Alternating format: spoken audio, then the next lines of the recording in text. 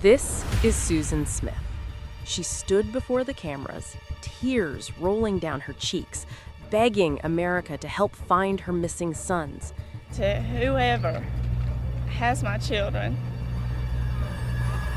that they please bring them home. But those tears were masking the most unthinkable truth. She had already drowned them. This is Susan Smith, and the web of lies she spun would captivate and horrify an entire nation. Susan was entangled in a passionate affair with Tom Finley, the wealthy son of her employer, dreaming of a life beyond her reality. Then came the letter that shattered everything. Tom ended their relationship with cold, calculated words. He wasn't ready for the responsibility of children. What happened next still haunts investigators to this day.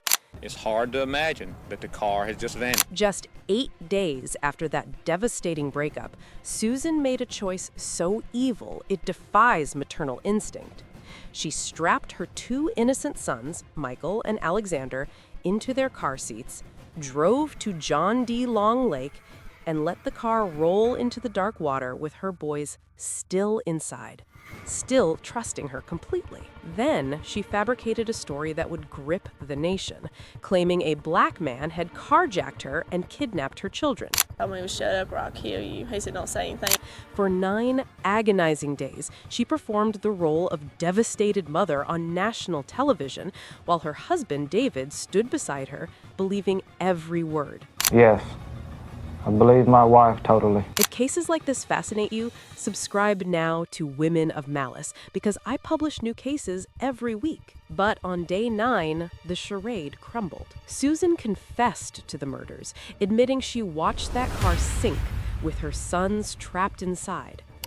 Susan Smith has been arrested and will be charged with 2 counts of murder in connection with the deaths of her children. At trial, her defense painted her as suicidal and depressed, claiming she intended to die with them but jumped out at the last second. Prosecutors, however, presented chilling evidence, a recreation proving the car floated for 6 full minutes before disappearing beneath the surface. 6 minutes where she could have saved them. The jury deliberated just 2.5 hours before delivering their verdict. Guilty on both counts of murder. Susan sobbed as the judge sentenced her to life in prison with the possibility of parole after 30 years. Subscribe now to Women of Malice and let me know what aspect of this case disturbed you most in the comment section.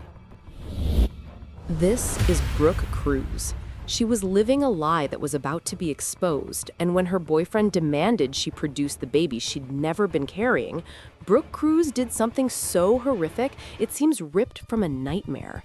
She cut an infant from her pregnant neighbor's womb while the mother was still alive, and what unfolded inside that apartment will haunt you forever. Cruz had fabricated an entire pregnancy to her boyfriend William Hone, spinning elaborate tales about the child they'd soon welcome. But when Hone discovered the deception in August 2017, he delivered a chilling ultimatum. Since he'd already announced the pregnancy to friends and family, she needed to produce a baby. What Cruz did next reveals a depravity that defies human comprehension. On August 19th, she lured her 22-year-old neighbor, Savannah Greywind, to her apartment under the innocent guise of help with a sewing project. At this point, though, when the police are there the first and then the second time, is Ms. Greywind indeed in the apartment? Yes, she was. Where? She was in the bathroom closet. You have everything cleaned up at that point, too? Yes, Where's the baby? on the bed next to Will. Savannah, 8 months pregnant and glowing with anticipation, had no idea she was walking into a death trap. If cases like this fascinate you, subscribe now to Women of Malice because I publish new cases every week. Once inside, Cruz provoked an argument and later claimed she pushed Savannah, causing her to lose consciousness. But what happened next is almost too brutal to comprehend. Cruz retrieved a knife and began cutting the baby from Savannah's living body. I started cutting the baby out. Is she still unconscious during this time? No, she woke up. I continued cutting. And then I reached in and took the baby out. When Hone arrived home, Cruz presented him with the infant as if she'd just given birth. According to Cruz's own testimony, Hone then grabbed a rope and strangled Savannah to death. And he was like, what the f***?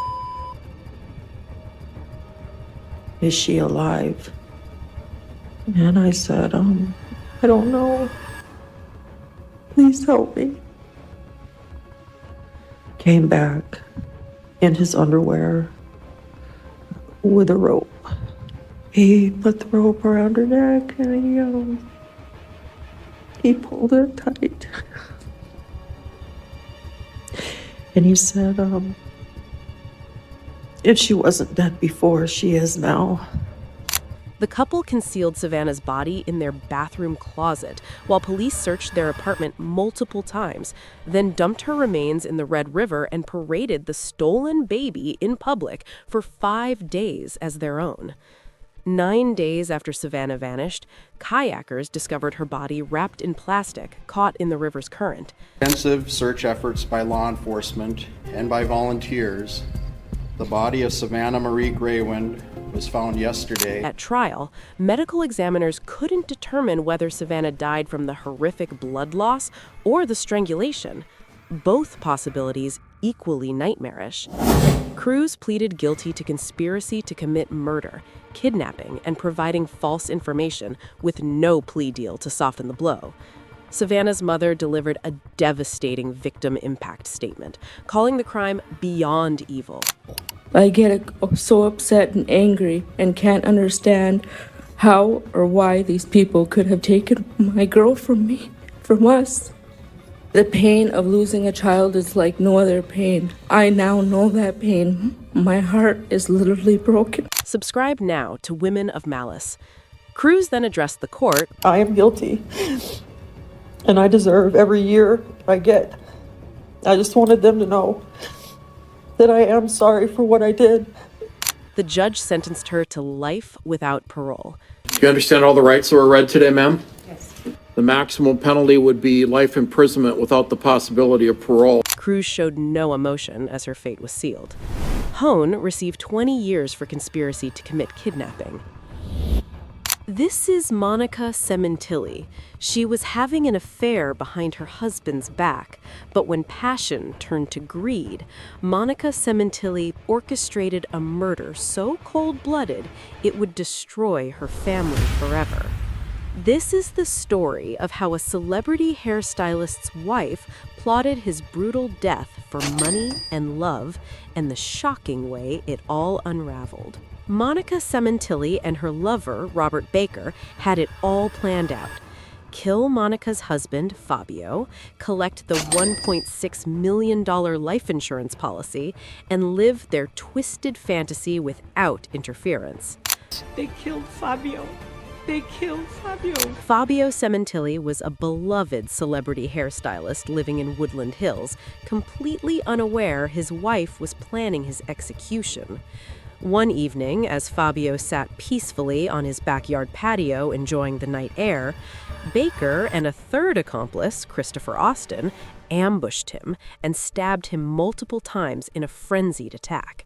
They left his body there, staged to look like a robbery gone wrong, knowing his daughter Isabella would be the one to discover her father's corpse when she returned home. There was evidence that a burglary had occurred. It was what we call a hot corral burglary murder, and that's what it was initially reported as. If cases like this fascinate you, subscribe now to Women of Malice, because I publish new cases every week. But Monica made a critical mistake. She tried to claim the insurance money almost immediately after Fabio's death, drawing investigators' attention and raising red flags that this wasn't a random robbery. She goes to the patio and lets out a scream. Sees her father slumped over in his favorite chair. There's blood everywhere. After their arrest, Austin turned on his co-conspirators, testifying against Monica and Baker in exchange for a reduced sentence. He said, we're gonna go up to the thing. I got a call. That's when he kind of started revealing the whole plan. It's like, remember the girl? I was like, what about it? It's like, yeah, her husband's there. How did he know she was there? He was there. I believe the woman called him and told him, and he told me. And what makes you believe that, or just? It's what I believe. Okay, did he tell you she said he's home? Yeah. Did he use those words? Yeah, it's like, he's home. Monica took the stand, performing tears and denial, claiming she had nothing to do with planning or executing her husband's murder. But Fabio's family saw through her act, describing her as a soul devoid of any humanity. In all my worst nightmares, I could never have fathomed this calculated plan. Monica, you are a demon. When the jury returned with their verdict, Monica's performance crumbled. She cried as the word guilty echoed through the courtroom. We, the jury, in the above entitled action, find the defendant, Monica Cementelli, guilty of the crime of murder in violation of Penal Code Section 187A. The judge sentenced her to life without parole, while Baker received his own life sentence for carrying out the brutal killing. Subscribe now to Women of Malice for more breakdowns like this.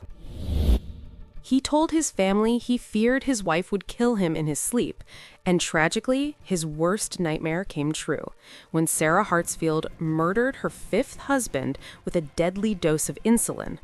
This is the chilling story of a 50-year-old Texas woman with a pattern of violence so disturbing it raises one terrifying question. How many times can someone get away with murder before justice finally catches up? Sarah and Joseph Hartsfield had been married for just 11 months when she set her deadly plan into motion. Joseph, a diabetic taking medication that made him extremely sensitive to insulin, had confided in his family about his growing fears. He believed Sarah was going to kill him. Those weren't paranoid delusions. They were warnings that would prove devastatingly accurate. One day, Sarah administered a toxic dose of insulin to her unsuspecting husband, and it led directly to his death. Told that deputy that she gave Joseph Hartsfield 2 insulin pens at his request the night before. Initially, authorities presumed his death was related to medical complications, and Sarah believed she'd committed the perfect crime. If cases like this fascinate you, subscribe now to Women of Malice, because I publish new cases every week. But investigators began digging deeper and uncovered a horrifying pattern of violence in Sarah's past.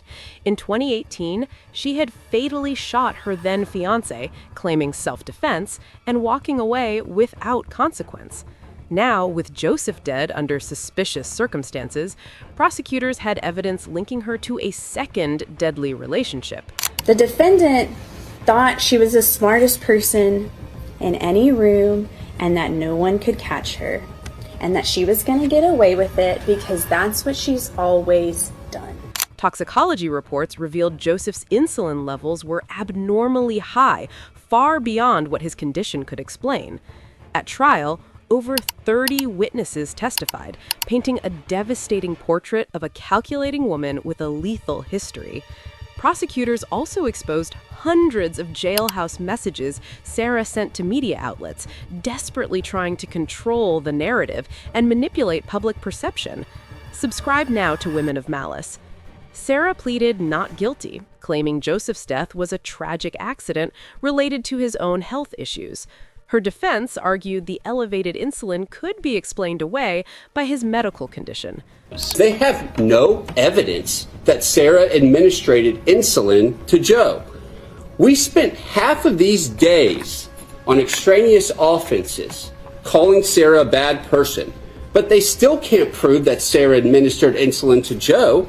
But after 7 days of testimony, the jury deliberated and returned with a clear verdict. We, the jury, having found the defendant guilty of murder, assess her punishment at confinement in the institutional division of the Texas Department of Criminal Justice for life, and in addition to such confinement, assess a fine in the amount of $10,000. Court footage captured Sarah's face, showing almost no emotion as she stood silently, her mask of innocence finally stripped away. The judge agreed with the jury's recommendation and sentenced Sarah Hartsfield to life in prison, ending her decades-long pattern of evading justice for violence against the men in her life. Subscribe now to Women of Malice and let me know what aspect of this case disturbed you most in the comments section. Thank you for watching, and I'll see you in the next case.